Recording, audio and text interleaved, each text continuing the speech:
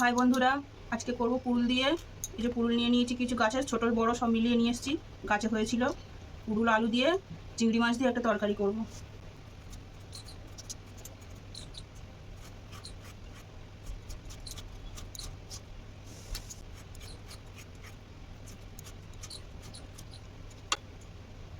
সরু সরু করে আলুগুলো কেটে নিয়েছি।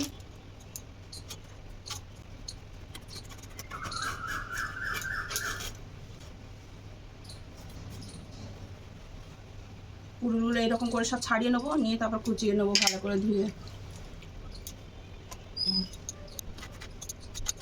বড় বড় করেই কেটে নিলাম, কড়ার মধ্যে দিলেই তো গলে যাবে।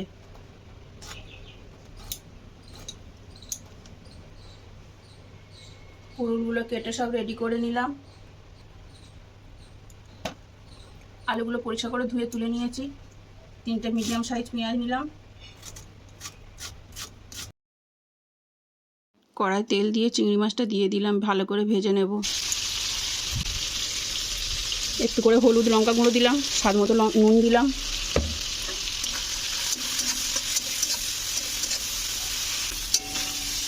চিংড়ি মাছগুলোকে মিডিয়াম করে ভেজে নিয়েছি, তুলে নিলাম।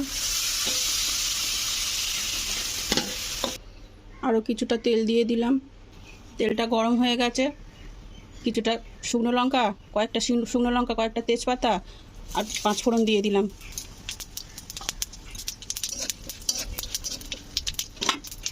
ফোড়নটা হালকা ভেজে নিয়ে আলু আর পেঁয়াজ কেটে রেখেছিলাম দিয়ে দিলাম।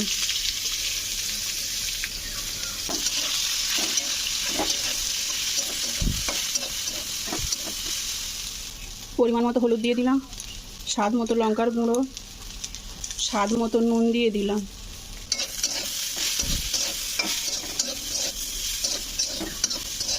আলু পেঁয়াজ ভালো করে ভেজে নিয়েছি মশলার সঙ্গে। এবার পুরুলগুলো দিয়ে দিলাম।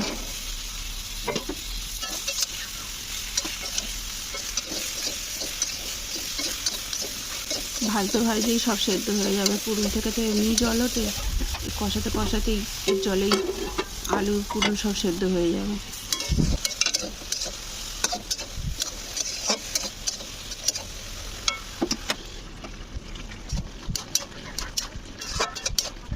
পুরুলের জল সব শুকনো হয়ে এসছে, আলুগুলো সিদ্ধ হয়ে গেছে।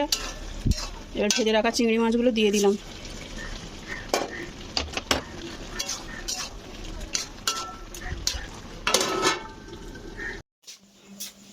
পুরুল আলু দিয়ে চিংড়ি মাছের তরকারি হয়ে গেছে। এভাবে একবার হলেও করে খেয়ে দেখো, খুব ভালো লাগবে। আমাদের তো খুব ভালো লেগেছিলো, গরম ভাতের সঙ্গে খেয়েছিলাম, খুব ভালো হয়েছিল। রান্নাটা ভালো লাগলে লাইক, কমেন্ট, শেয়ার ও সাবস্ক্রাইব করো। সবাই পাশে থেকো।